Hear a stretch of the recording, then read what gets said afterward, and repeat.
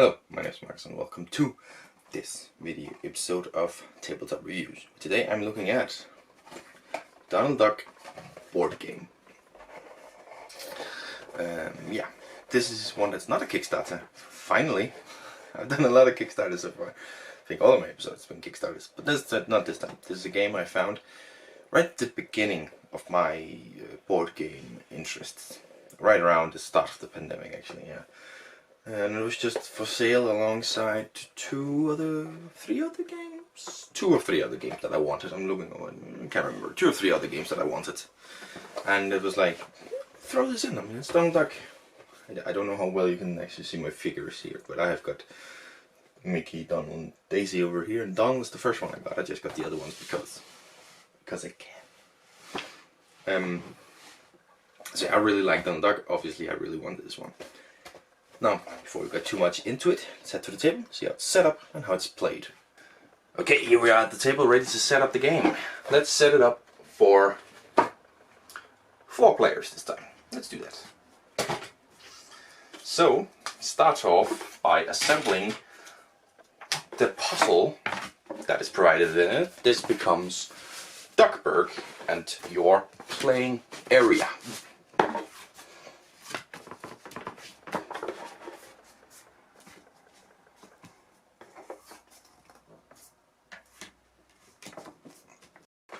Set up your question cards, which is the ones with the comics on the back, and your action cards next to the table. Bring in your step counter and your little lucky wheel. You'll add a little cube on the 5 to showcase that's it.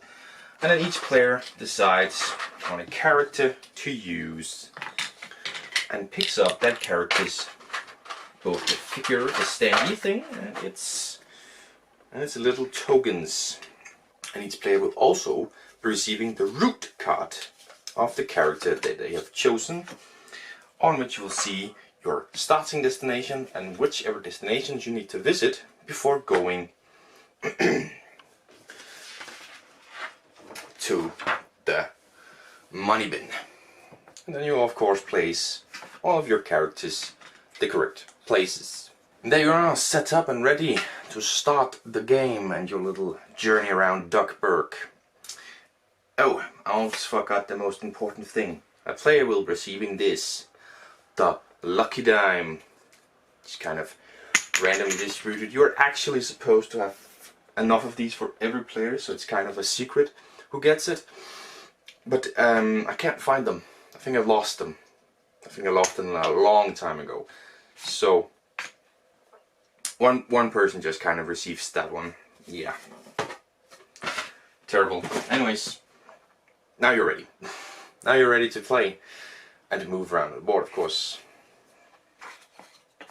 And the aim of the game is to be the one who visits all of the destinations and then gets to the money bin the first with the lucky dime. Now,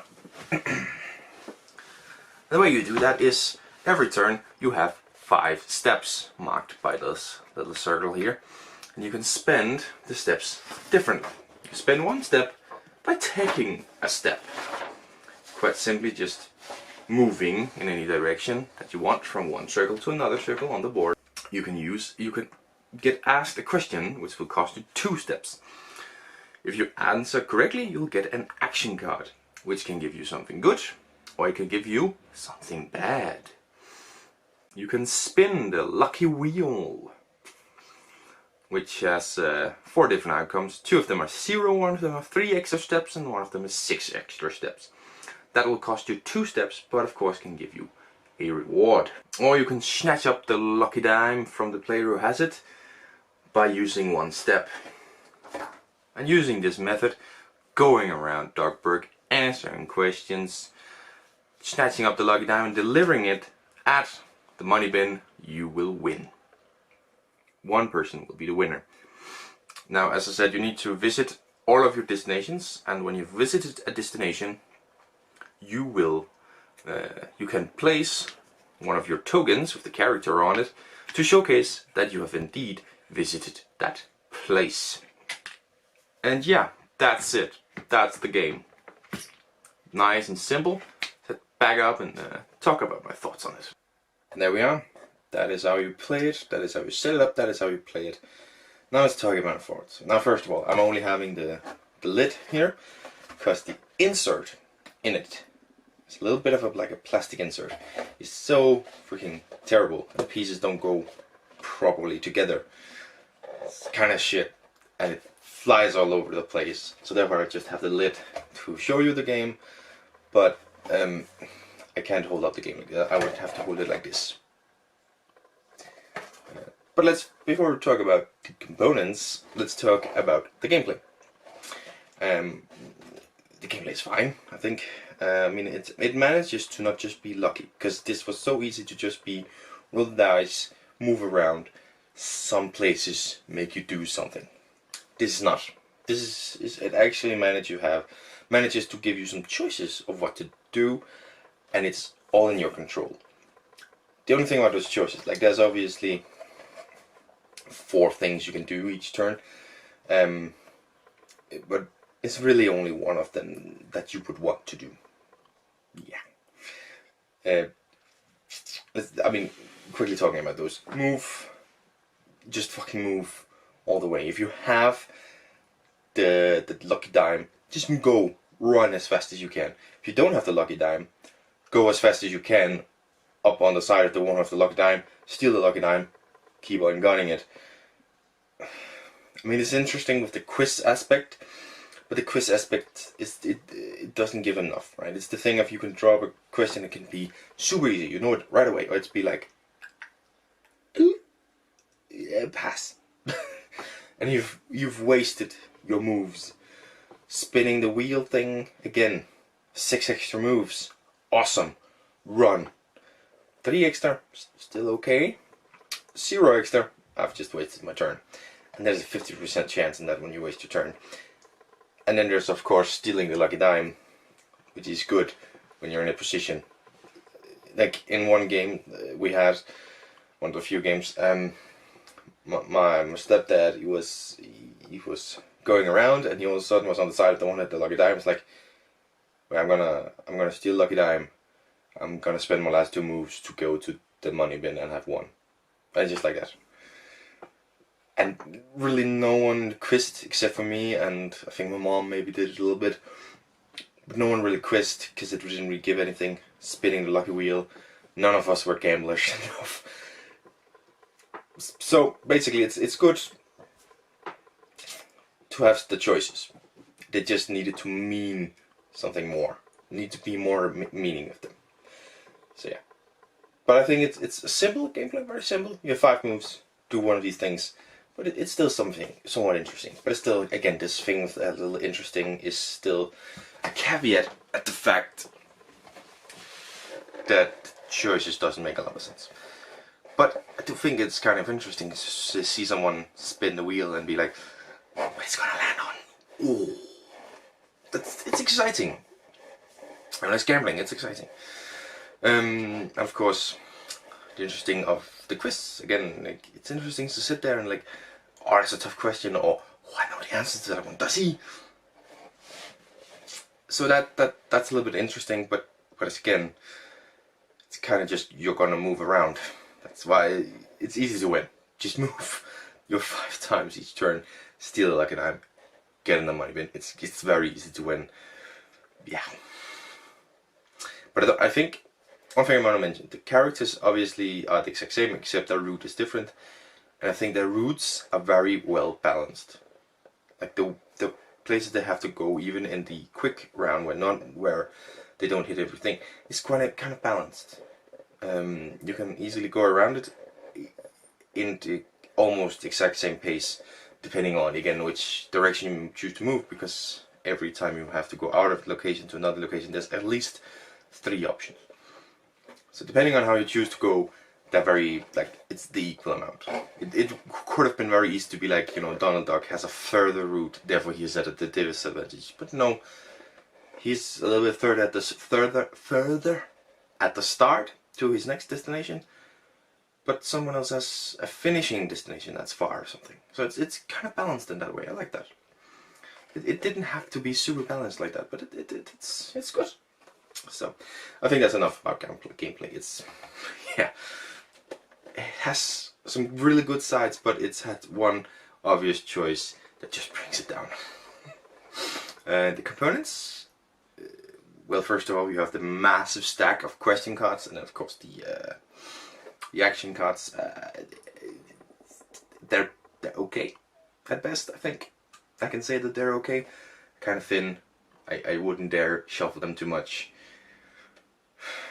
And, I received mine bent, but that's not necessarily the production team's fault. That's the person before me. Right? I bought it used. They were a little bit bent. So yeah, okay cards.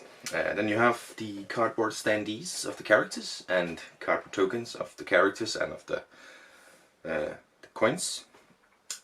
I don't think I want to say anything bad about it. I'm surprised at how well the cardboard standees hold when you, because to pack it down easily you have to remove the plastic foot and then put it on when you want to play. I'm surprised at how well the cardboard holds up to being clipped in and out. I haven't done it a crazy amount, but I'm still kind of surprised at how well it holds up there. That's a good surprise for that one. But otherwise, it's cardboard. Perfectly fine quality. I don't think like you're gonna find that in every other game that uses cardboard punch out or cardboard stains, whatever. It's kind of that. I do want to think the root cards are very nice, good, thick. You can hold them. It's just too bad that it's the root cards that are like that and not anything else. Because the root cards is literally just something you put in front of you. Like, okay, I have to go here now. Okay. So it's wasted to have one of the best components be those. It's very wasted. Okay. So, does it lie to you? Well, on the box it says 7 and up, 2 to 6 players, 30 plus minutes. I think the biggest lie is those 30 plus minutes. Because that's only if you want to waste your turn answering questions or, you know, doing anything except for moving or taking a lucky dime. Then it might take longer, but otherwise you're just moving around. It takes 10 minutes or less. It's that's how quickly it can go. So I think that's the biggest lie. The 2 to 6 players, I definitely would prefer it at 4 to 6 players, but 2 or 3 works fine as well. But I do prefer it at 4 to 6. But 2 to 3, it works fine. And then 7 and up, I think if you want to play with the quiz one, depending on the Dundalk knowledge, because the questions are really some deep lore shit. Honestly, I have gone through some of the questions, and I've gone through my comic collection. I have almost every single comic book released in Denmark with Dundalk. I have almost every single story, right? And this is a Danish, Swedish, Norwegian, Scandinavian-centric game, I do believe. And some of the questions really have some obscure characters, obscure stories. So, but some of them as well are just, what color is Dundalk's car? I can't actually remember if that's one of them, but very simple ones like that. So it varies a lot. But I think 7 you're fine. 6 you're probably also fine. 5 maybe. So, the final score I'm going to give it is going to be a 4 out of 10.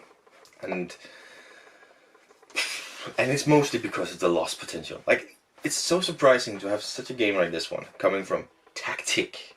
I don't know if that's a very widespread one, but here in Denmark, they're the ones that give you Monopoly, Ludo, those kinds of things. So you don't expect much from a game from them. And therefore I'm almost so much more annoyed when you have a game like this. As I said, the quiz and this spinner thing, those are interesting, and you could have done a little bit more with them and having a bit more interesting. A 5 or a 6 out of 10 game here. But they just wasted because they are not good things to do. Good games have all the things be good. And you know, sometimes you're like, that would have been a little bit better, but this is still really good actually. But this one, it's every single turn. Move or steal the lucky dime. If you do anything else, silly you. So because of that much lost potential, that I can see some pretty good ones. Like a game I could actually pull out and really enjoy. but also with my nephews and stuff. Younger cousins and nephews that are pretty young could really enjoy a game that's a lot better, that could have been a lot better than Monopoly. But in the end, 4 out of 10. I'm a bit disappointed in this game, honestly, after having played it. Oh, I didn't expect anything, and then I got almost something. So am I keeping it? At first, the answer was yes, I'm keeping it. It's set in my collection. As I said, I love Donald Duck. I have some things from Donald Duck games with Donald Duck on it that I have only because it's Donald Duck. But as my collection have grown, I have to get rid of some things because the space that I have for board games is not growing. My collection is, the room for it is not. And unfortunately, the Donald Duck board game is probably one that is taking an L and leaving my collection. It has some potential. I think it could be really good for young kids who love Donald Duck like I do. But it's not going to be It's not going to be staying in my collection, unfortunately. Anyways, that was my episode on Donald Duck, the board game.